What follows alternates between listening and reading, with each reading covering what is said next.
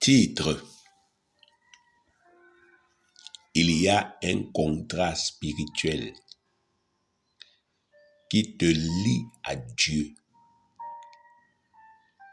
Reconnais-le, comprends-le, accepte-le, remplis ta part et Dieu fera sa part. Voilà, bien-aimés, ce sur quoi nous allons nous étendre, nous appesantir pendant ce temps que le Seigneur nous offre encore aujourd'hui. Je bénis le Seigneur, notre Dieu et notre Père, d'être avec nous et de nous fortifier au-delà de notre imagination pendant ces temps difficiles que nous ne pouvions pas imaginer que nous serions encore en train de vivre aujourd'hui. Donc je le bénis pour sa fidélité envers nous. C'est grâce à lui que nous gardons la foi.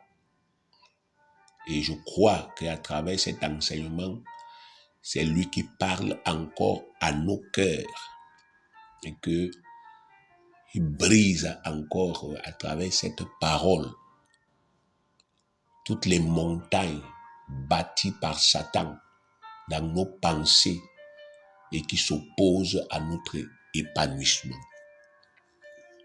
Bien-aimés, lorsqu'on observe l'Église de Dieu aujourd'hui, c'est-à-dire le corps de Christ, on constate que le diable a totalement dénaturé la foi authentique dans les intelligences de la plupart des enfants de Dieu de cette époque. Ceci est démontré par la multiplication, l'expansion et l'enrichissement à outrance des faux pasteurs et des faux prophètes.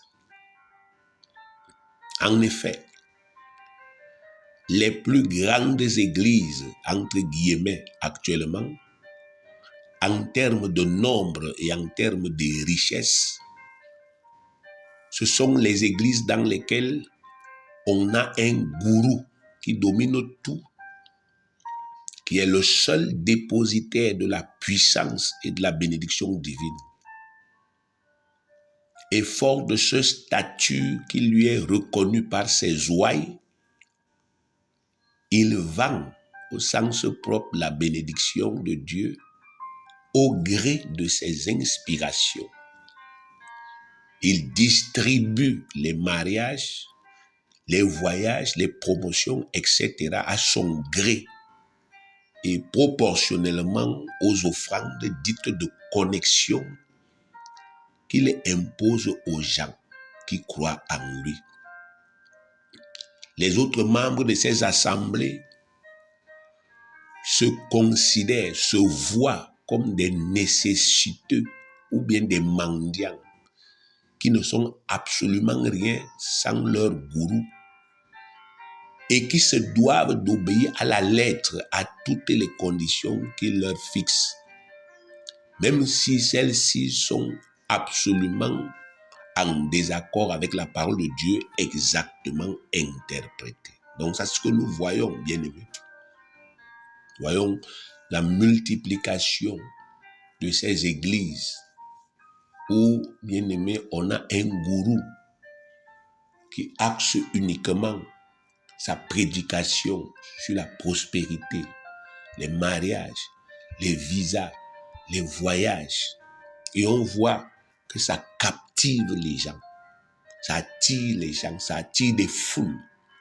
On voit comment les gens prennent de l'argent, ils déposent au pied de ces gens. Ces gens fixent des prix. Ils fixent des prix, ce n'est pas de la calomnie, c'est la réalité.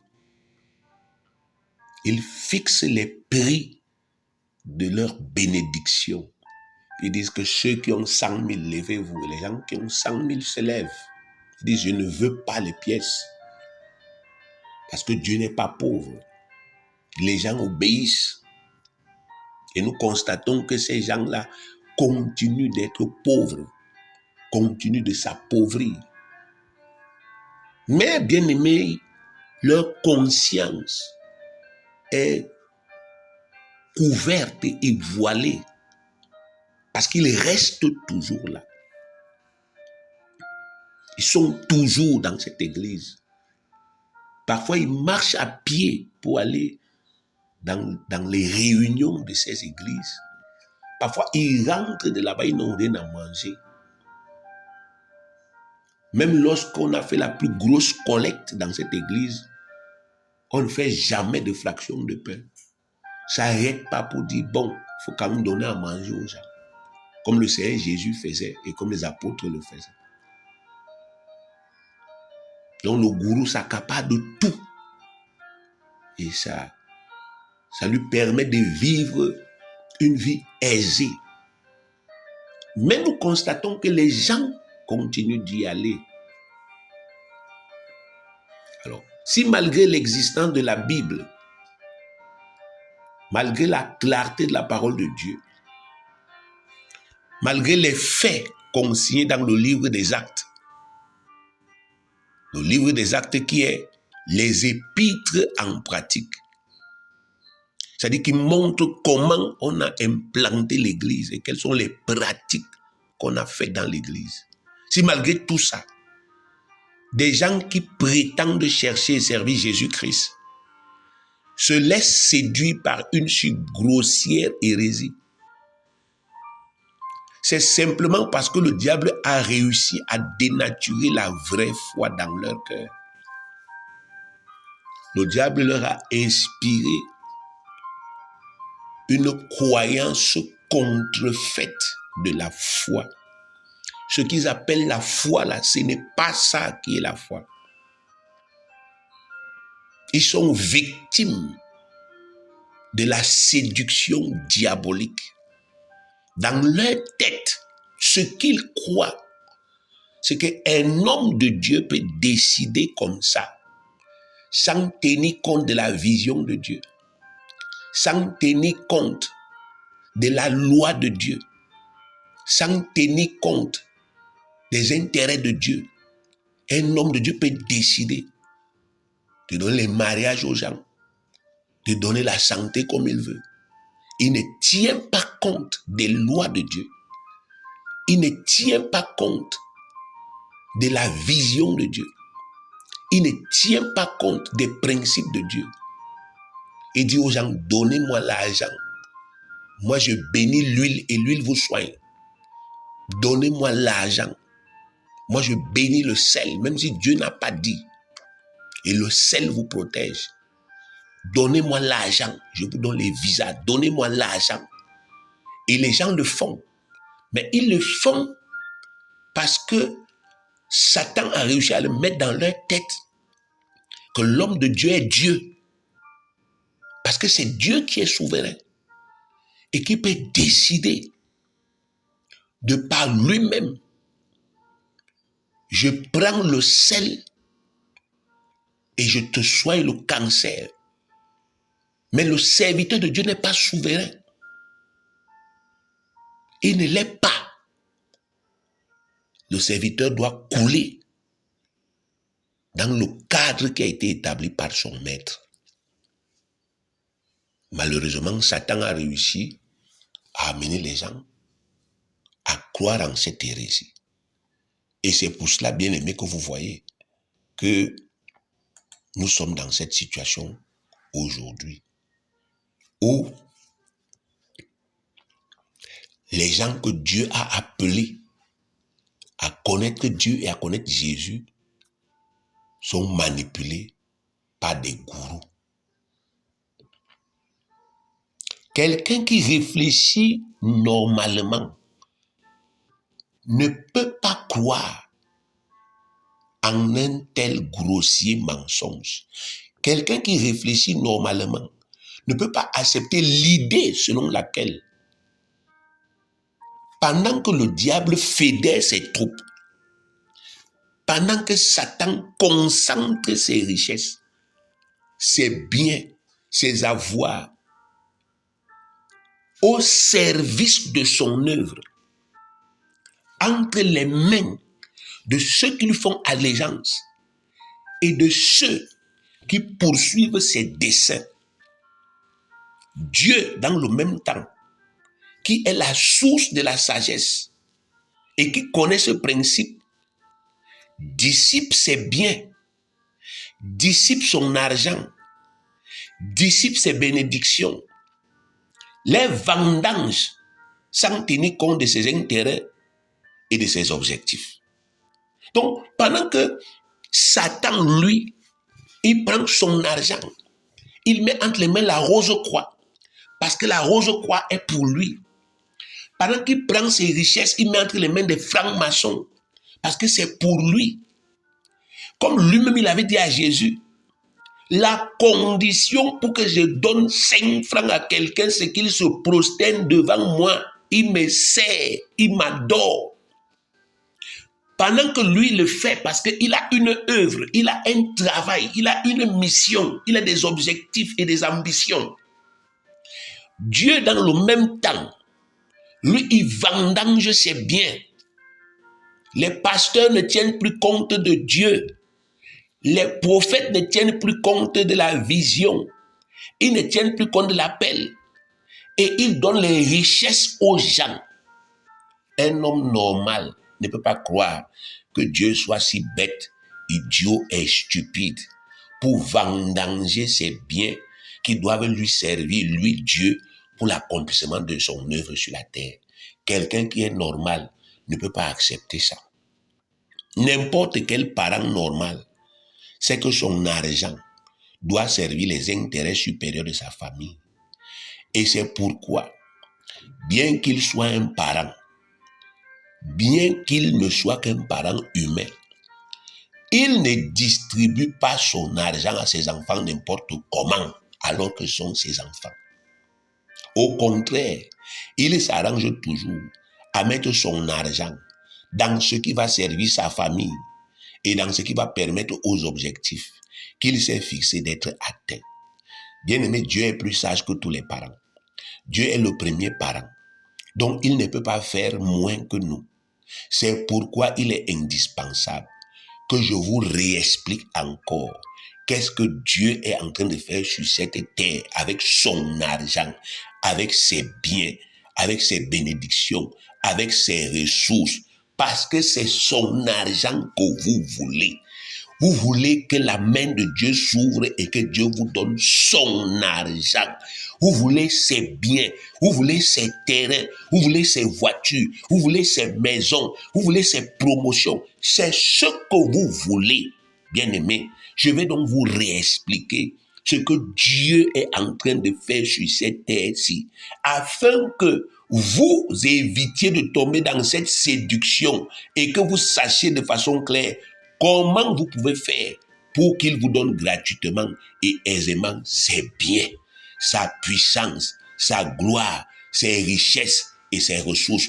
Vous voulez que Dieu vous donne un jour une révélation qui concerne le plus riche de ce pays.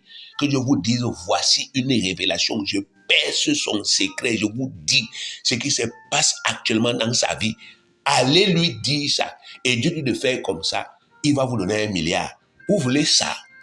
Laissez-moi vous expliquer ce que Dieu fait actuellement sur la terre. Parce que son argent, sa richesse, sa gloire, c'est pour servir ses intérêts. Mettez ça dans votre tête, bien-aimés. Mettez ça dans votre tête. Nous voulons bâtir une nouvelle ACD, une assemblée chrétienne pour la dévotion à Dieu et à Jésus. Cet enseignement est un enseignement fondamental qui doit vous expliquer pourquoi vous dévouez. Pourquoi? Parce que c'est là où il y a le secret, où il y a la clé. Mon frère, ma soeur, si tu ne comprends pas ce que je suis en train d'enseigner aujourd'hui, bien-aimé, et que demain, après-demain, le malheur t'atteint, ou je sois obligé de t'enterrer, je vais te pleurer, je vais t'enterrer, je vais continuer. Parce que je ne suis pas maître de ta tête. Ta tête t'appartient. Même Dieu n'est pas maître de ta tête. Tu es maître de ta tête. Et tu as la capacité de dire à ta tête que ma tête, tu vas aller à gauche et non pas à droite. Le psaume 103 est là pour nous montrer que David, à un moment, a dû dire à sa tête, ma tête, ferme ta gueule, tais-toi, ne me parle pas n'importe comment. Ne m'amène pas dans les murmures contre Dieu. Ne me fais pas pécher contre Dieu. Celui qui détient ma vie, ne me fais pas pécher contre lui, ma tête. Tais-toi et adore-le. David a dû faire violence à sa tête. Obliger sa tête à se taire. Pour dire à Dieu, à sa tête, ferme ta gueule et tais-toi. Adore Dieu. N'oublie aucun de ses bienfaits. Bien aimé, je ne sais pas dans quelle situation David était, mais il a dû se faire violence. Donc toi aussi, s'il arrive que tu te perdes avec tout ce que le Père te dit aujourd'hui, avec tout le travail que le Père est en train de faire, en termes simplement d'enseignement, si tu te perds, bien aimé, tu seras un regret et une honte à tout jamais pour ce Dieu-là et pour Jésus-Christ et pour nous autres. On va te regretter, mais vraiment, en toute honnêteté, tu auras été une honte. Si tu te perds, donc fais profil bas, rabaisse-toi encore et écoute la parole. Bien-aimé, le seul référentiel sur lequel nous devons nous fonder en ce qui concerne la connaissance de Dieu, c'est sa parole. Ce n'est pas nos impressions. Parfois, nous avons des impressions qui vont et qui viennent. Mais bien aimé, mes impressions, comme je suis en train de travailler là, mes impressions qui émanent des problèmes que j'ai aujourd'hui, qui émanent des souffrances que j'endure, qui émanent des difficultés que j'ai, mes impressions ne sont que mes impressions, ce n'est pas la vérité. La seule vérité qui est vraie dans ma vie, c'est la parole de Dieu, c'est ce que Dieu me dit. Le seul endroit où il faut aller, écoute-moi bien, le seul endroit où il faut aller pour connaître la vérité et pour discerner les ruses du diable dans ta vie, c'est la parole de Dieu.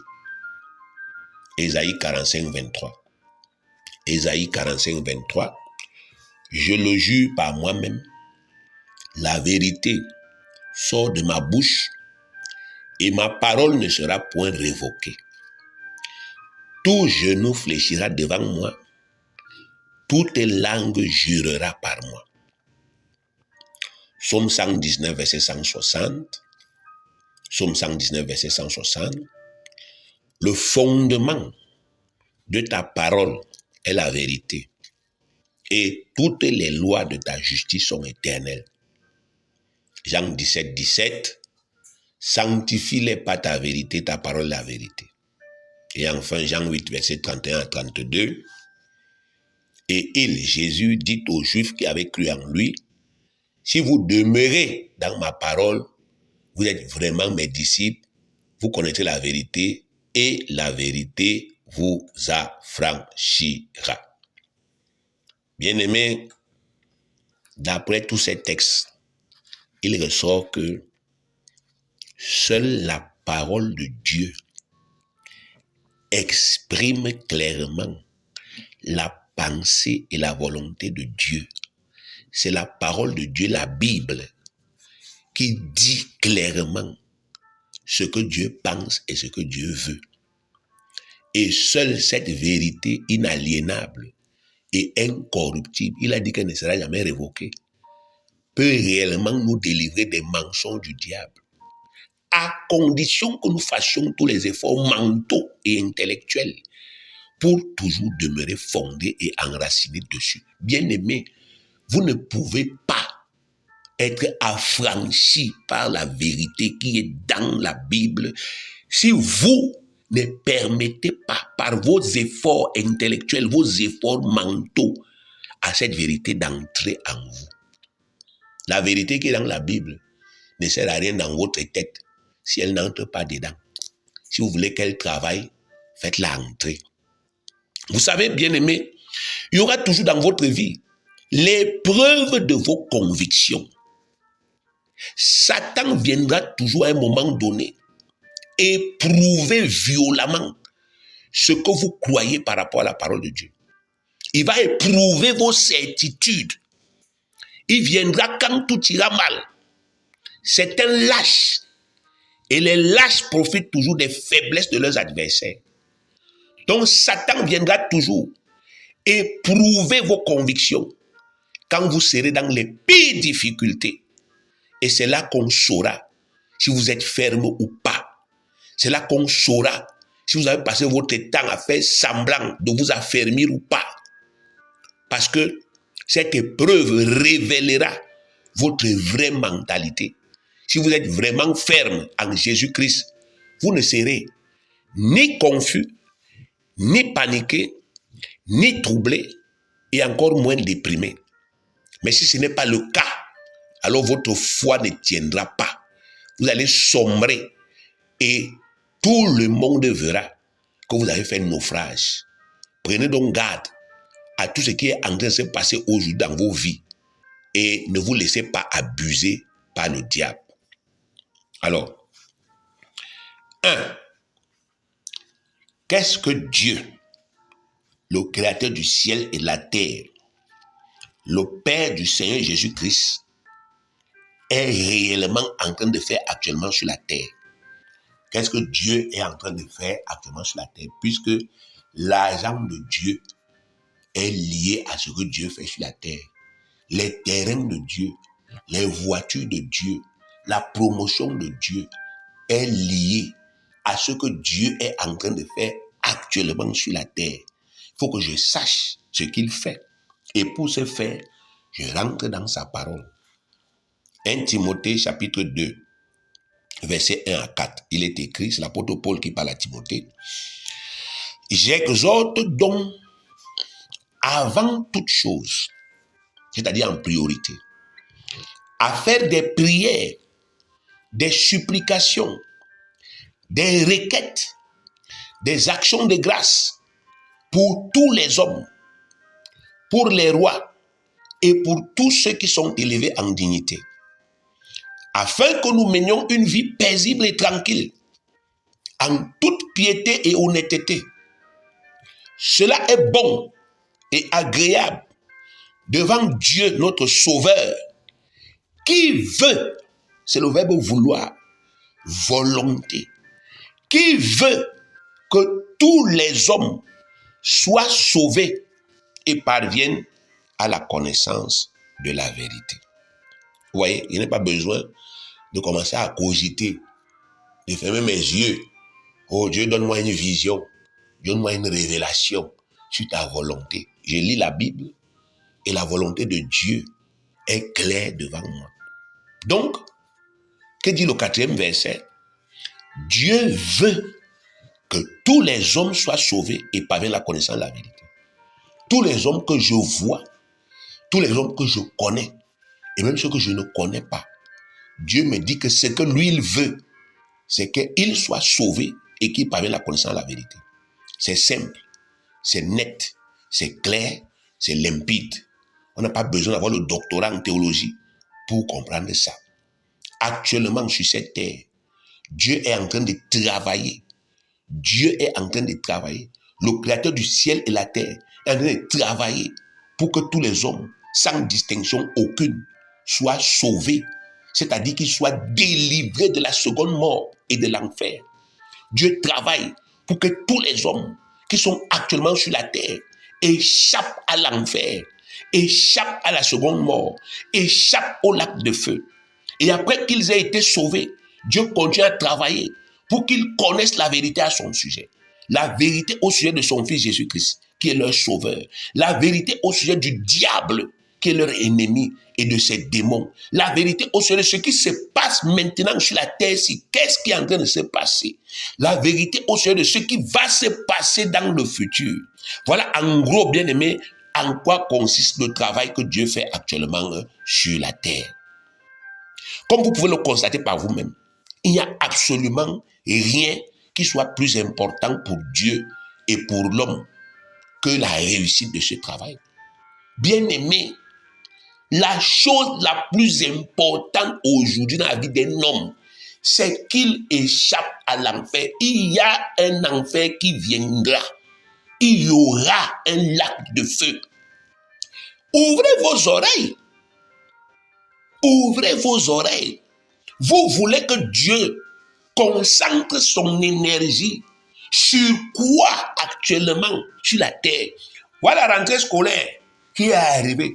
Vous tous, vous avez mis vos cœurs dans la rentrée scolaire. Mais parce que vous connaissez l'importance de l'école pour vos enfants. Vous priez Dieu, vous criez à Dieu. Vous voulez le meilleur, vous voulez ceci. Il ne dort pas. Parce que vous connaissez l'importance de l'école pour vos enfants. Mais bien aimé, dans le même temps, vous reniez à Dieu ce que vous vous accordez à vous-même. Vous refusez d'accepter que Dieu connaît ce qui est le plus important pour lui actuellement sur la terre. Donc vous voulez que Dieu soit bête à vos yeux. Pendant que vous, en tant que parents, vous dites à Dieu, voici ce qui est important pour mes enfants. Dans le même temps, vous dites à ce Dieu-là que lui, il ne connaît pas ce qui est important pour lui, bien-aimé. Dieu, en tant que créateur, n'a pas envie de perdre un seul homme qu'il a créé. Même les hommes que vous détestez, que vous haïssez. C'est notamment pourquoi il a dit dernièrement, pardonnez à vos frères qui vous ont trahi. Pardonnez-leur. Il n'a pas dit comment vous vous sentez. C'est vous qui êtes toujours là de tourner autour de vos impressions, de vos sensations, ainsi de suite. Dieu vous parle du spirituel. Vous êtes toujours dans la chair, bien-aimé. Il a dit, pardonnez-leur. Il a dit, prononcez leur nom. Je pardonne à tel frère. Il nous a fait telle chose. Je pardonne à telle sœur. Il nous a fait telle chose. Le pardon là, ça va protéger leur vie de la mort demain. Si quelqu'un doit mourir, il ne mourra pas à cause de vous. Il ne mourra pas à cause de votre colère, à cause de vos jugements. Parce que Dieu, lui, regarde l'importance de la vie de quelqu'un, l'importance de la vie de l'homme, parce qu'il est le créateur. Quelqu'un d'autre peut négliger la vie humaine, pas Dieu. Dieu connaît ce que ça lui a coûté de créer la vie. Nous sommes seulement les bénéficiaires. On respire et on se plaint. C'est tout. Mais lui, il est le créateur. Il connaît ce qu'il a fait. Il connaît tout ce qu'il a dû faire pour que l'homme existe. Il connaît ce que ça lui coûte de faire vivre les hommes au quotidien. Il n'y a personne qui souffre comme Dieu pour que les hommes vivent. Il connaît ce qu'il peut gagner, quand l'homme vit, quand l'homme connaît la vérité et quand l'homme produit ce qu'il attend de l'homme. Il connaît ce qu'il peut gagner. C'est pourquoi sa priorité, c'est de sauver tout homme de l'enfer et de l'instruire pour qu'il connaisse la vérité. Bien-aimé, si un temps soit peu, vous qui m'écoutez là aujourd'hui, vous commencez à réfléchir à ce que je vous dis là, vous allez comprendre que Dieu a parfaitement raison et que c'est exactement ce combat qu'il faut mener aujourd'hui. Il faut vraiment faire abstraction de tout et sauver les vies des gens. C'est tout, bien-aimé. C'est tout. Mais vous ne pouvez pas. Si, bien-aimé, votre tête a déjà été mangée par les démons, votre tête a été mangée, n'est-ce pas, effectivement, par le monde. Votre tête a été mangée, bien-aimé, par l'adversaire. Il a pris votre tête. Il vit dans votre tête. Comment vous pouvez laisser le démon vivre dans votre tête? Comment vous pouvez laisser Satan? Mais vous aimez Satan, bien-aimé. Comment vous pouvez laisser les idées de Satan vivre en vous? C'est-à-dire, vous restez comme ça, Satan vient et vous met une idée. Il dit une idée sale, mauvaise. Et vous laissez l'idée là. Au lieu de renouveler simplement votre intelligence, bien-aimé. Vous soupçonnez le mal, vous imaginez des choses, et ainsi de suite. Vous déprimez, vous démoralisez, vous vous attristez. Mais vous êtes en train de dire à Dieu que tu as échoué. Jésus a échoué. Bien-aimés, prenez conscience. Ce que Dieu fait sur la terre, actuellement, c'est la chose qu'il fallait faire. La chose la plus importante aujourd'hui, c'est de sauver les vies des gens. Sauver les vies. Je regarde souvent le journal. Je vois qu'il y a une catastrophe dans un pays. On vous dit qu'il y a 1000 morts. Les gens pleurent, c'est vrai. Mais au milieu des pleurs là, lorsque les secouristes arrivent à sauver un bébé, les gens crient de joie parce qu'une vie a été protégée. Même parfois les païens nous enseignent l'importance des choses selon l'ordre de Dieu. Mais nous, qui sommes censés avoir la pensée de Dieu dans notre pensée, bien aimés, on est des hommes frustrés, des femmes aigries, parce qu'on n'a pas les téléphones, parce qu'on n'a pas l'argent, parce qu'on n'a pas les terrains, parce qu'on n'a pas les maisons. Bien aimés, pendant que les autres nous regardent en disant que non, ils ont la vie éternelle, ils ont la parole de Dieu, ils ont le Saint-Esprit. Nous on pisse dessus. Ah, ton Saint-Esprit, c'est quoi? Hein? C'est ça que je mange. Oui, c'est ça que tu manges, bien aimé. C'est le Saint-Esprit que tu manges. C'est lui qui produit la vie en toi et la nourriture que tu manges. C'est le Saint-Esprit. Réveille ta conscience. 2. Avec qui Dieu fait ce travail actuellement sur cette terre. Et on a dit qu'il en a travaillé. Et depuis que, n'est-ce pas, effectivement, vous marchez sur la terre, vous n'avez jamais vu Dieu physiquement. Alors il fait ça comment? Lisons encore la parole. Marc 16, verset 15 à 20. Marc 16, verset 15 à 20. Voici. Puis il leur dit, c'est Jésus qui parle. Il parle aux premiers apôtres. Puis il leur dit, allez par tout le monde et prêchez la bonne nouvelle à toute la création. Celui qui croira et qui sera baptisé sera sauvé. Mais celui qui ne croira pas sera condamné. Voici les miracles qui accompagneront ceux qui auront cru. En mon nom, ils chasseront les démons. Ils parleront de nouvelles langues. Ils saisiront des serpents. S'ils boivent quelques breuvages mortels, il ne leur fera point de mal. Ils imposeront les mains aux malades et les malades seront guéris. Le Seigneur, après leur avoir parlé, fut enlevé au ciel. Il s'assit à la droite de Dieu. Et ils s'en allaient prêcher partout. Le Seigneur travaillait avec eux et confirmait la parole par les miracles qui l'accompagnaient. Que dit le dernier verset? Le Seigneur travaillait avec eux. Dieu travaille avec des hommes. C'est ce que je lis ici. Encore une fois, je n'ai pas besoin de faire la magie ou la divination. Oh Seigneur, envoie-moi une révélation. Non, voici la révélation. Le Seigneur travaillait avec eux. Vous connaissez ce que ça veut dire?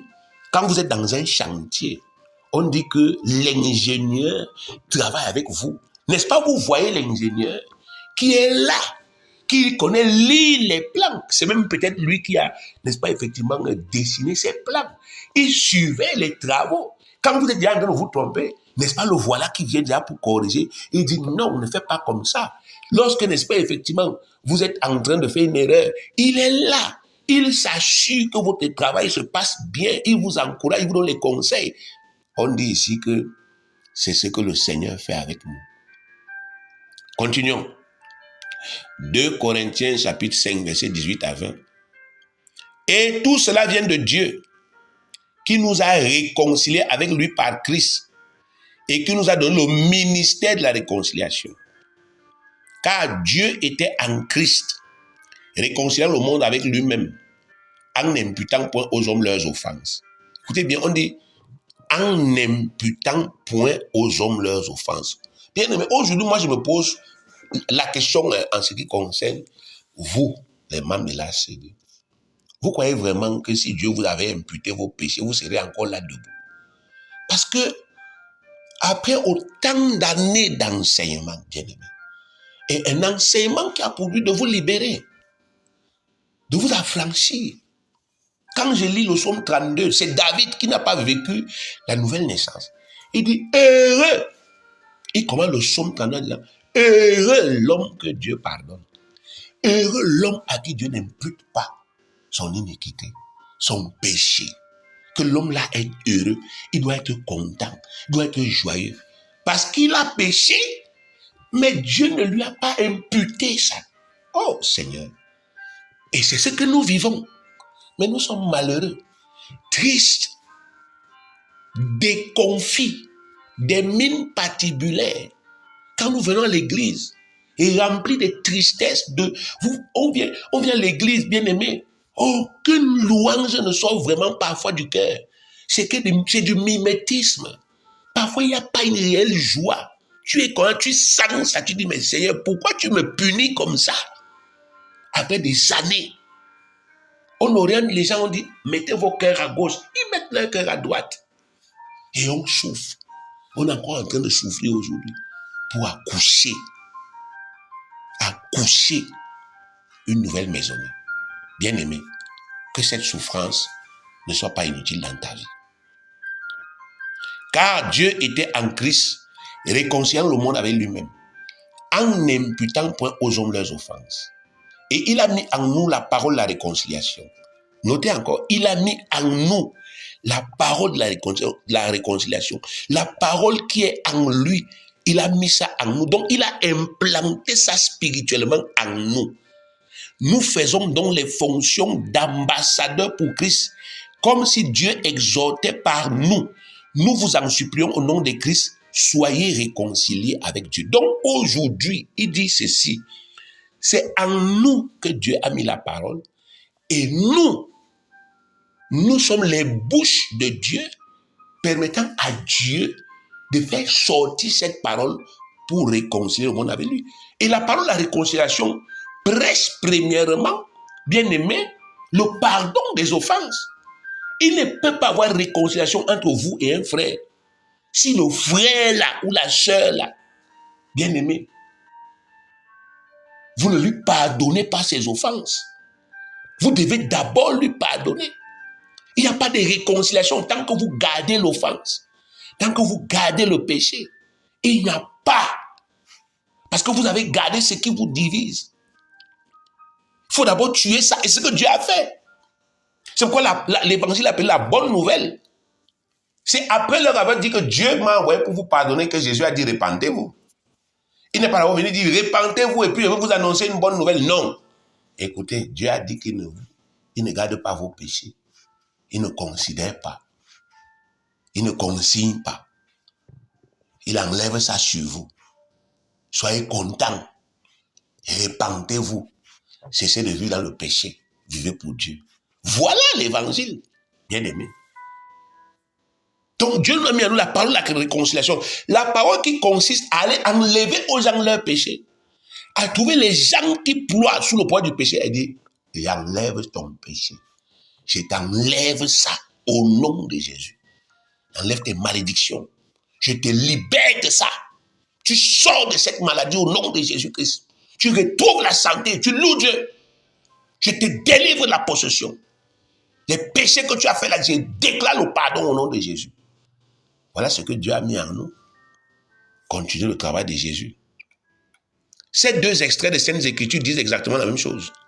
Dieu travaille avec tous ceux qui ont déjà bénéficié de ce salut en croyant en son Fils Jésus-Christ.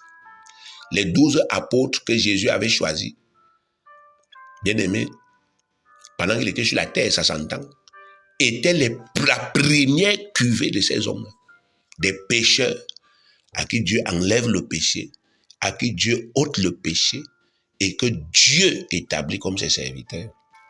C'était les 12 apôtres. Ils ont été sauvés en premier et ils ont servi cette cause en premier, prêchant à tous le même salut qu'ils ont reçu et formant des milliers d'ouvriers qui ont continué leur œuvre même après leur mort. Expliquez-moi comment on se retrouve aujourd'hui en train d'avoir une épître de l'apôtre Paul adressée à Timothée. Parce que Paul a formé Timothée.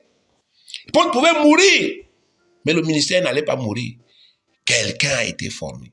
Donc on a les premiers apôtres qui ont reçu le salut, qui ont expérimenté le salut et qui, bien aimés, ont prêché le salut, le même salut. Et les gens ont cru. Ils ne sont pas arrêtés là. Ils les ont formés. Ils les ont instruits. Et ces gens sont devenus des nouveaux ouvriers. Des nouveaux ouvriers, bien-aimés. C'est ainsi que ce salut a pu traverser les siècles, a pu traverser les époques, a pu traverser les persécutions, a pu traverser les guerres, les fléaux, pour arriver jusqu'à nous aujourd'hui. Donc, par notre foi, nous sommes les héritiers légaux de ce grand ministère, qui est le seul moyen par lequel tout homme aujourd'hui peut être sauvé, tout homme peut être délivré de l'enfer, tout homme peut être réconcilié avec Dieu, tout homme peut être instruit justement et transformé en un nouvel ouvrier évangélique qui va perpétuer le ministère. C'est nous seuls qui sommes dépositaires de ça. Dieu travaille avec nous. Il ne peut plus faire notre travail, mais il travaille avec nous. Dieu a décidé que nous allons régler ces problèmes qu'il a sur la terre. Nous allons accomplir son œuvre et lui, il va s'occuper de nous. C'est comme ça que ça marche. C'est un deal, bien-aimé. C'est nous qui sommes ça. C'est nous qui avons ça. C'est nous qui portons ça. Mais jusqu'à présent, c'est stérile dans les vies des gens. Bien-aimé, à ce moment, je dis à Dieu, Père, enlève-moi, je ne vais pas me reposer. Continue avec les gens là. Mais c'est lui-même qui me dit non. Ils ont besoin de toi. C'est pourquoi je reste là, bien-aimé. Je comprends ce que l'apôtre Paul éprouvait à un moment. Que vous sacrifiez votre vie pour dire aux gens, voici la voie. Vous mettez votre cœur, vous mettez l'amour, vous faites des sacrifices. Tout ce que vous avez, vous sacrifiez pour montrer aux gens que c'est important. Mais la réponse que vous avez, bien aimé, c'est de l'inconscience. Bien aimé, ça ne peut encourager aucun homme de Dieu sur la terre. Et ça ne peut bénir aucune église, sauf si les gens changent. Donc Dieu travaille avec nous. Il ne peut plus descendre pour venir travailler. Les anges ne peuvent pas. Ce n'est pas leur ministère. Ils ont un autre ministère qui est de veiller sur nous. L'ange de l'Éternel campe autour de ceux qui le craignent et les arrache au danger. Ils sont nos compagnons dans le ministère. Tant que nous gardons les paroles du livre de la vie, c'est écrit dans l'Apocalypse. Ils sont avec nous. Ils sont là pour nous rendre des services que nous, on ne peut même pas rendre avec notre force. Des choses qu'on ne connaît même pas, ils sont là pour régler ça. Ils le font, bien aimé, parfaitement, fidèlement, sans se plaindre, mais avec joie. Ils n'ont jamais dit à Dieu que non, remplace tes enfants là qui sont défaillants, mets-nous à leur place, nous on va mieux prêcher. Jamais. Ils sont restés à leur place. Ils nous encouragent. Parfois, on ne sait pas d'où le courage vient. Ça vient d'un ange qui est à côté de nous, qui nous insuffle ce courage. Lève-toi, fils de Dieu. Lève-toi, fille de Dieu. Tiens-toi debout. Ton Père te considère. Le ciel a un regard sur toi. Tu es quelqu'un dans le ciel. Ne déprime pas. Avance. Dieu est avec toi. Bien-aimé. Mais il est temps que nous prenions conscience de ça. 3. Comment Dieu a formalisé cet appel qu'il nous a adressé? Comment Dieu a formalisé cet appel qu'il nous a adressé? Vous savez, Dieu n'est pas un Dieu de désordre. Dieu est un Dieu de droit. Il est un Dieu de justice et de droit. À ce titre, il ne travaille jamais avec quelqu'un sans établir auparavant un contrat clair. Dieu ne travaille pas dans le désordre. Il travaille avec des contrats. Amos 3:3. 2 hommes marchent-ils ensemble sans en être convenus? Ici, c'est quelque chose qu'il dit à Israël. Lui, Dieu, il se considère comme un homme. Et il considère aussi Israël comme un homme. Il dit à Israël que, est-ce que 2 hommes peuvent-ils se mettre à marcher ensemble sans au préalable qu'il y ait une convention qui les lie? Comme pour dire à Israël que ce que je te repose aujourd'hui, pourquoi je n'ai pas fait le reproche là aux Égyptiens? Parce que je n'ai aucune convention avec eux. J'ai une convention avec toi. Pourquoi je ne fais pas les reproches Israël que je te fais aujourd'hui avec les Cananéens? Parce que je n'ai pas de convention avec les Cananéens. Tout le monde sur la terre sait que c'est toi, Israël, que j'ai choisi. Et on a une convention qui nous lie. Et il y a des termes clairs dans cette convention. Donc si je dois demander quelque chose à quelqu'un, c'est à toi. Parce que je t'ai donné, n'est-ce pas, effectivement, des consignes claires. Depuis la Genèse, nous voyons Dieu faire des contrats avec des hommes qu'il a choisis. Nous le voyons définir clairement leur mission, leurs avantages, leurs droits, leurs obligations. C'est ça qu'on appelle un contrat ou bien une convention. Genèse 2, 15 à 17. L'Éternel prit l'homme et le plaça dans le jardin d'Éden pour le cultiver et pour le garder. Donc si Adam s'est mis à faire autre chose dans ce jardin, c'est parce qu'il est sorti du contrat. Le contrat était clair. Tu cultives et tu protèges. Et le verset 17 dit, verset 16, l'Éternel Dieu donna cet ordre à l'homme. Tu pourras manger de tous les arbres du jardin, mais tu ne mangeras pas de l'arbre de la connaissance du bien et du mal, car le jour où tu en mangeras, tu mourras. C'est clair. Il ne prend jamais l'homme. Il laisse l'homme dans la confusion. Jamais. Un enfant de Dieu ne peut pas être dans la confusion. Jamais. Sauf s'il a pris la convention qu'il avait avec Dieu, il a jeté ça à la poubelle, c'est tout. Genèse 18, verset 19. Genèse 18, verset 19. Car je l'ai choisi. Ici, il parle d'Abraham, le père des croyants. Je l'ai choisi afin qu'il ordonne à ses fils et à sa maison après lui. Je l'ai choisi afin qu'il ordonne à ses fils et à sa maison après lui de garder la voie de l'Éternel en pratiquant la droiture et la justice, et qu'ainsi l'Éternel accomplisse en faveur d'Abraham les promesses qu'il lui a faites. Voilà, c'est clair. Je te montre la droiture. Je te définis ce qui est juste. Ce n'est pas toi qui me dis. Toi, Abraham, moi, je te montre ce qui est droit pour toi. Je te montre ce qui est juste pour toi. Et toi, tu ordonnes à tes enfants et à ta maison, même à tes descendants qui vont venir, de garder la voie que je t'ai montrée. En récompense de ça, en contrepartie, j'accomplis les promesses. Je t'ai dit, je vais te donner un territoire, je te donne. Je vais te donner une maison, je te donne. Je vais te donner un enfant, je te donne. C'est clair. Donc ça suppose que ce Dieu a aussi clairement formalisé notre collaboration avec lui. Il a établi avec nous un contrat clair dans lequel il est clairement mentionné quel est notre statut en Jésus-Christ, quelles sont nos prérogatives en Jésus-Christ, quels sont nos droits en Jésus-Christ, quels sont nos avantages en Jésus-Christ, quelle est notre mission en Jésus-Christ, quelles sont nos priorités en Jésus-Christ et quels sont nos devoirs en Jésus-Christ. Notre relation avec Dieu est régie par un cadre légal. Il y a un contrat spirituel irrévocable qui nous lie à Dieu par Jésus-Christ. Et ce contrat, bien aimé, ce contrat-là, il stipule clairement que nous devons désormais vivre uniquement pour Jésus-Christ notre Sauveur.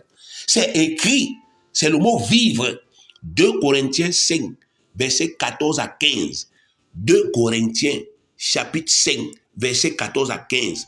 Car l'amour de Christ nous presse parce que nous estimons que si un seul est mort pour tous, tous donc sont morts, et qu'il est mort pour tous, afin que ceux qui vivent ne vivent plus pour eux-mêmes, mais pour celui qui est mort et ressuscité pour eux. C'est clair.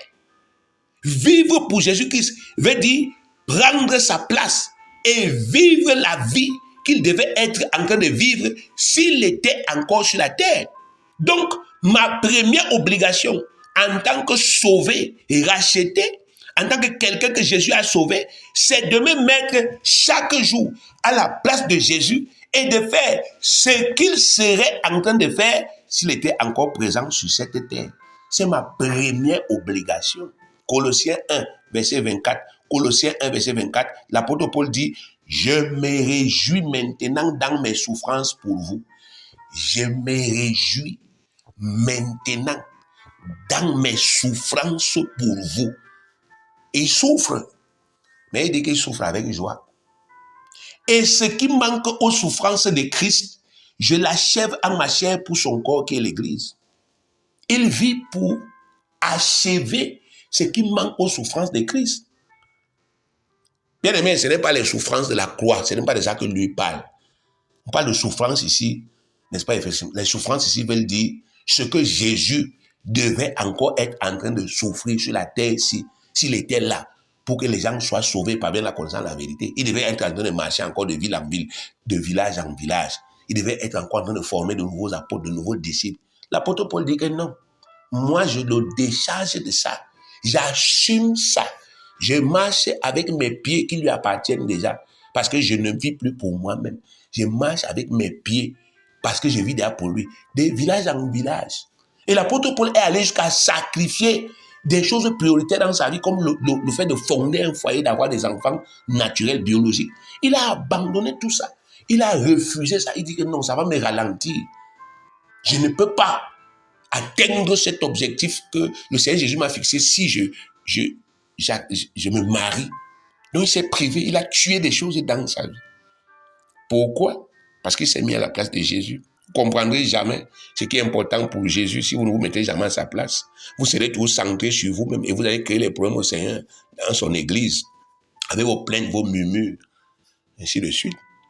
Le contrat qui me lie à Dieu stipule que Jésus est mort pour moi, afin que je sois sauvé, et je suis sauvé, que je reçoive le Saint-Esprit, et j'ai le Saint-Esprit, et que j'appartienne désormais exclusivement à Dieu, que je ne m'appartiens, que je devienne la propriété, comme le bien de quelqu'un. 1 Corinthiens 6, 19. Ne savez-vous pas que votre corps est le temple du Saint-Esprit qui est en vous, que vous avez reçu de Dieu, et que vous ne vous appartenez point à vous-même? Qu'est-ce que Dieu dit ici? Toi, tu ne t'appartiens point à toi-même. Tu n'es pas ton propriétaire et tu n'es pas ta propriété. Or, le contrat, le constat que nous faisons, c'est que les gens que Jésus a sauvés pour qu'ils deviennent ses disciples sur la terre et qu'ils poursuivent son œuvre, se comportent encore comme s'ils n'avaient aucun contrat avec Jésus. Ils se comportent comme s'ils n'avaient aucune obligation envers Jésus. Ce sont les gens qui aiment prier quand ça leur plaît. Donc la prière n'est pas une discipline. Non, je ne me sens pas bien aujourd'hui, donc je ne peux pas prier. Seigneur, si c'est comme ça que Jésus faisait, c'est qu'on n'est pas sauvé. La prière n'est pas un devoir. Il est écrit, ma maison sera appelée une maison de prière. Mais aujourd'hui, on prie au gré de ses émotions. Donc ça veut dire que comme je suis là, si Satan m'envoie un truc qui me fait mal là, je bâcle la prière. La réunion des saints, ce n'est pas une obligation. Non! C'est un hobby. Je me sens content aujourd'hui parce que j'ai mangé le couscous avec le coco. Je pars à l'église. Je m'avais chanté. Mais si je ne me sens pas bien, je ne pars pas. Voilà, bien aimé. Les gens se comportent comme s'ils n'ont pas d'obligation, alors que dans un contrat, il y a des obligations. Les gens, parmi vous, les gens qui travaillent, ils ont signé un contrat, on lui dit que tu vas arriver ici tous les jours à 7h30. Ils respectent ça. C'est le contrat. Il y a une rémunération derrière. Ils font ça. Bien aimé. On a même vu les gens mettre, bien aimé, leur contrat en avant, le contrat social en avant, le contrat de travail séculier en avant, et mettre les choses de Dieu derrière. Parce qu'ils disent, non, c'est là où je mange. Donc vous voyez, bien aimé, donc la tête d'un homme connaît la notion de contrat, mais on constate que les gens se comportent comme s'ils étaient toujours les propriétaires de leur vie, et que c'est eux qui décidaient toujours de leur priorité. Ce qui doit venir en premier, là où ils doivent mettre leur cœur. Seigneur, quand les choses de Jésus les énervent, ils ne les font pas. Quand les problèmes leur arrivent à cause de Jésus, ils s'irritent contre lui, ils murmurent et l'accusent de les maltraiter pour ne pas être reconnaissant pour les nombreux services qu'ils lui ont déjà rendus. Ah, Jésus, tu sais que n'est-ce pas, je suis parti prêcher en 1900, ouais, je suis parti prêcher là-bas. Et tel qui est né de nouveau là, n'est-ce pas, c'est moi. Pourquoi tu ne considères pas ça? Et par ricochet, bien-aimé, ils cessent de remplir leur mission. Ils cessent d'accomplir leur devoir envers le roi Jésus, oubliant qu'en tant que roi, Jésus possède les pleins pouvoirs sur leur vie. Dieu n'a pas dit que Jésus est votre président. Il a dit qu'il est le roi. Le roi, c'est la loi. Il a le droit de vie ou de mort. Il décide aujourd'hui que tu pars, tu pars. Ni ton père, ni ta mère, ni quoi que ce soit, ni ton petit orgueil là, tu peux rien faire. Donc il faut savoir. Il faut encore percer le mystère. Jésus là, Jésus que vous entendez. C'est pas une idée. Jésus n'est pas une idée. Il est quelqu'un, le roi des rois. Vous savez, quand il est apparu à l'apôtre Paul, il n'était pas encore apôtre, il était sur le chemin de Damas. L'apôtre Paul a vu la lumière et il a dit, Seigneur, tu es qui? Il a dit, je suis Jésus que tu persécutes. Maintenant là, ce serait un peu difficile pour toi de régember, non? N'est-ce pas? Paul s'est abaissé. Ne cherchez pas que Jésus descende pour venir vous réprimer ou bien pour venir vous réprimander. Réprimandez, acceptez les réprimandes que Dieu vous fait au travers de la prédication. Ça va vous sauver. Bien-aimés, le contrat qui nous lie à Dieu par Jésus-Christ a fait de nous des esclaves de la vérité, pas du mensonge, des esclaves, des gens qui sont vendus à la cause de la vérité. Nous sommes les défenseurs de la vérité sur la terre, les défenseurs de Jésus que vous voyez là. Nous sommes ses avocats sur la terre. Il est notre avocat dans le ciel. Mais nous sommes ses avocats sur la terre. C'est nous qui le justifions ici, nous le défendons ici. Nous sommes les défenseurs de Dieu sur sa terre, les défenseurs de la vérité. Ce contrat a fait de nous des endettés envers le Seigneur. Nous sommes endettés envers le Seigneur. Nous sommes endettés envers Jésus-Christ. Nous avons la dette des âmes que nous devons payer. C'est une dette. Nous avons la dette de la formation des disciples qui doivent nous remplacer et que, bien aimés, ils doivent conduire le ministère après nous. Nous avons cette dette-là que nous devons payer. On a déjà pris l'avance sur salaire le jour où on a accepté le salut. Quand on a accepté la vie éternelle, là, d'être sauvé, c'était l'avance sur salaire. Bien aimé. Et aujourd'hui, ce que Jésus attend, c'est que nous payons notre dette. Tu es sur la terre pour payer ta dette. Tu es endetté. Cesse de te comporter comme, n'est-ce pas, un prince, un roi qui n'a aucune dette, qui n'a aucune obligation sur la terre. Tu es un prince qui a une dette envers son roi, Jésus. Jésus a pris nos péchés sur lui afin que nous soyons sauvés. Bien-aimés, aucun de nous ne peut porter ses péchés. Ce n'est pas possible. Aucun de vous ne peut porter le poids de son péché, même le péché qu'il estime mineur. Le péché est l'arme du diable. Vous ne pouvez pas y échapper par vous-même, car le péché produit la mort sur tous les plans. La mort dans le cœur, la mort dans l'âme, la mort physique, la mort sur tous les plans. C'est l'arme du diable pour tuer. Et vous ne pouvez pas y échapper par vous-même. Ésaïe 59, verset 12. Ésaïe 59, verset 12. Car nos transgressions sont nombreuses devant toi et nos péchés témoignent contre nous. Qu'est-ce que les péchés font? Ils témoignent contre nous. Nos transgressions sont avec nous et nous connaissons nos crimes. Ça ne nous quitte jamais. Ça n'est pas jamais soi-même. C'est quelqu'un qui peut enlever ça. Il s'appelle Jésus. Mais Jésus a pris cette mort. Il vous a enlevé la mort produite par le péché. Il vous a libéré de la puissance du péché. Il a subi dans son âme et dans sa chair les angoisses du péché, n'est-ce pas, le poids du péché. Il vous a déchargé de ça et il vous a donné sa grâce. Ésaïe 53, verset 5.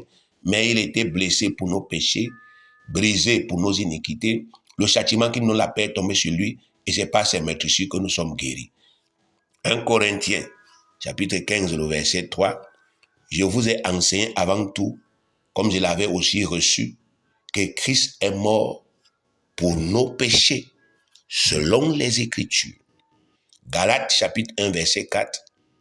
Qui s'est donné lui-même Jésus pour nos péchés, afin de nous arracher du présent siècle mauvais, selon la volonté de notre Dieu et Père. C'est par ça qui nous a arrachés des griffes de Satan. Aujourd'hui, Satan bien-aimé, il se gosse. il balbutie, il bavarde, mais il sait que nous sommes délivrés, c'est fini. Il n'a plus aucun ancrage, aucune puissance. N'importe quel péché qu'un fils de Dieu peut commettre aujourd'hui dans l'exercice de ses fonctions d'ambassadeur, ça n'a plus de puissance, ça n'a plus de venin, ça ne peut plus tuer, c'est fini. 1 Jean 2:2, il est lui-même une victime expiatoire pour nos péchés, non seulement pour les nôtres, mais aussi pour ceux du monde entier. 1 Jean 4:10, et cet amour consiste non point à ce que nous avons aimé Dieu, mais en ce qu'il nous a aimés et a envoyé son Fils comme victime expiatoire pour nos péchés. 1 Pierre 2, verset 24, lui qui a porté lui-même nos péchés en son corps sur le bois, afin que, mort au péché, nous vivions pour la justice, lui par les meurtrissures duquel vous avez été guéris. Bien-aimés, c'est ça qui a fait qu'aujourd'hui, une simple confession suffit à effacer dans votre vie n'importe quel péché, ainsi que toutes ses conséquences. Une simple confession, ça efface le meurtre. J'ai prié pour les gens qui ont tué, qui ont avoué qu'ils ont tué. Dieu a dit, déclare le pardon. Et c'est fini. C'est fini. J'ai prié pour les gens qui ont volé. Dieu a dit, déclare le pardon, nous n'allons pas en prison. Les gens qui ont commis l'adultère, Dieu a dit, déclare. Une simple confession. Parce que ces gens ont dit qu'ils veulent suivre Jésus. 1 Jean 1:9. Si nous confessons nos péchés, il est fidèle et juste pour nous les pardonner et pour nous purifier de toute iniquité. À cause que quelqu'un a porté ça. Mais il l'a fait uniquement pour que vous ne soyez plus punissables par Satan à cause de vos péchés. Jésus l'a fait pour vous donner un statut spécial par rapport à la mission qui vous a été assignée. Il n'a pas fait ça pour vous donner la liberté de vous vautrer dans le péché sans que le malheur ne vous arrive. Non, il a fait ça pour que vous soyez dans les dispositions spirituelles, n'est-ce pas, propices à la mission que vous devez accomplir. Car si vous continuez d'être punissable après votre nouvelle naissance, selon vos péchés, le ministère ne peut pas prospérer malgré vos efforts. Satan va seulement s'acharner contre vous. Il va s'acharner aujourd'hui, il te tente après-demain. Il va vous tenter jusqu'à ce que vous allez pécher. Et quand vous allez pécher, il va en profiter pour détruire l'œuvre de Dieu entre vos mains. C'est pourquoi Jésus-Christ devait prendre vos péchés et vous conférer sa propre justice inaliénable. Vous êtes aussi juste que Dieu et aussi juste que Jésus-Christ. Éphésiens 1:4. En lui, Dieu nous a élus avant la fondation du monde pour que nous soyons saints et irrépréhensibles devant lui. Saints. Ça, c'était la finalité. La finalité, c'était que quand Jésus va mourir, vous allez devenir saints, purs, sans péché, irrépréhensibles devant Dieu. 2 Corinthiens 5, verset 21. Celui qui n'a point connu le péché, il l'a fait devenir péché pour nous, afin que nous devenions en lui justice de Dieu. 1 Corinthiens 6, verset 9 à 11. Ne savez-vous pas que les injustes n'hériteront point le royaume de Dieu? Ne vous y trompez pas. Ni les impudiques, ni les idolâtres, ni les adultères, ni les efféminés, ni les infâmes, ni les voleurs, ni les cupides, ni les ivrognes, ni les outrageux, ni les ravisseurs n'hériteront le royaume de Dieu. Verset 11 maintenant. Et c'est là ce que vous étiez, quelques-uns de vous, mais vous avez été lavés, mais vous avez été sanctifiés, mais vous avez été justifiés au nom du Seigneur Jésus-Christ et par l'Esprit de notre Dieu. Tant que vous parlez en langue, l'Esprit est en vous. Et tant que l'Esprit est en vous, vous êtes saints. Donc aujourd'hui, votre péché consiste en ce que vous violez constamment les termes du contrat qui vous lie à Dieu par Jésus-Christ. Votre péché, ce n'est pas quand vous êtes tombé, n'est-ce pas, effectivement, je ne sais pas dans quel égarement là. Ce n'est pas ça. Votre péché, ça c'est votre faiblesse là-bas.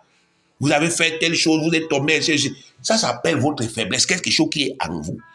Ce que Dieu appelle votre péché aujourd'hui, c'est la violation constante du contrat qui vous lie à Dieu par Jésus. Vous ignorez ce contrat, c'est un péché. Vous le banalisez, c'est un péché. Vous le reléguez au second plan, c'est un péché. Vous n'en faites pas votre priorité, c'est un péché. Vous n'en faites pas la priorité de votre famille, c'est un péché. Vous vivez comme si vous n'avez aucune obligation envers Jésus, c'est un péché. Vous vivez comme si vous ne devez rien à Dieu, c'est un péché. Et ce faisant, bien-aimé, vous fragilisez son œuvre, car il ne peut pas revenir en arrière, il ne peut plus annuler son contrat qu'il a avec vous. Il est obligé de respecter son choix, qui est que c'est les gens qu'il a sauvés gratuitement, par le sacrifice de son Fils unique, qui doivent l'aimer plus que tout, même leur vie, et qui doivent aimer Jésus-Christ plus que leur propre vie, et qui doivent se dévouer entièrement à cette mission pour que ces desseins terrestres s'accomplissent. Dieu ne peut plus rentrer en arrière. Il a planifié que je sauve quelqu'un pour rien. Je lui enlève ses péchés pour rien. J'enlève ses maladies, ses malédictions pour rien. Et à cause de ça, l'amour de moi, Dieu, ça naît dans son cœur. Et lui s'attache à moi. Il s'occupe de mon œuvre sur la terre. Et je le bénis. Dieu a prescrit que notre priorité devrait être la recherche des intérêts supérieurs de son royaume. C'est ce qu'il a dit. La recherche des intérêts supérieurs de son royaume. Il s'est engagé sur l'honneur en jurant par lui-même qu'il va combler nos vies sur tous les plans, si et seulement si nous acceptons de faire de cette priorité notre priorité. Matthieu 6, 33. Cherchez premièrement le royaume et la justice de Dieu, et toutes ces choses vous seront données par-dessus. Donc, si nous nous retrouvons aujourd'hui, bien-aimés, en train de chercher ces bénédictions comme des païens, c'est tout simplement parce que nous avons oublié notre contrat et la dette des âmes que nous avons envers Dieu et envers Jésus. Plus jamais nous ne serons maudits. Plus jamais nous ne serons spirituellement injustes. Plus jamais nous n'irons en enfer. Mais tant que vous ne prendrez pas conscience qu'il y a un contrat qui vous lie à Dieu par Jésus-Christ et que ce contrat vous oblige à vivre pour Jésus-Christ et à mourir pour lui si c'est nécessaire, tant que vous ne vous appliquerez pas à remplir ce contrat avec amour, avec passion, vous ne serez pas satisfait, bien-aimé. Vous ne serez pas comblé. Et l'adversaire continuera à vous spolier impunément. Si Dieu n'est pas comblé dans le ciel à cause de vous, si Dieu n'est pas satisfait chaque jour dans le ciel à cause de vous, même pendant que vous êtes dans les pires détresses, si Dieu n'est pas comblé, vous ne le serez pas. Aucun aspect de votre vie ne le sera. Tout ce que vous essayez de faire avec votre force là, vous serez déçus dedans. Ce n'est pas une malédiction, c'est un fait. Vous allez être déçus. Les choses que vous voulez faire avec la force là, vous mettez Dieu de côté, vous mettez le contrat avec Dieu de côté, ça va vous décevoir. 1 Corinthiens 9, 16 dit ceci. Si j'annonce l'évangile, ce n'est pas pour moi un sujet de gloire, car la nécessité m'en est imposée. Et malheur à moi si je n'annonce pas l'évangile. C'est clair, simple, net et limpide. Donc aujourd'hui, bien-aimés, prenez conscience. Cessez d'être sage à vos propres yeux. Prenez conscience. Réveillez-vous. Cessez de faire semblant. Vous ne trompez personne, ne trompez pas Dieu.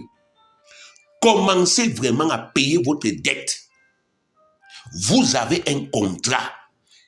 Prenez conscience. Faites votre part. Appliquez-vous. Remplissez vos obligations. Dieu est fidèle. Il va vous manifester cette fidélité, cette bonté, au-delà de votre imagination. Soyez bénis au nom de Jésus.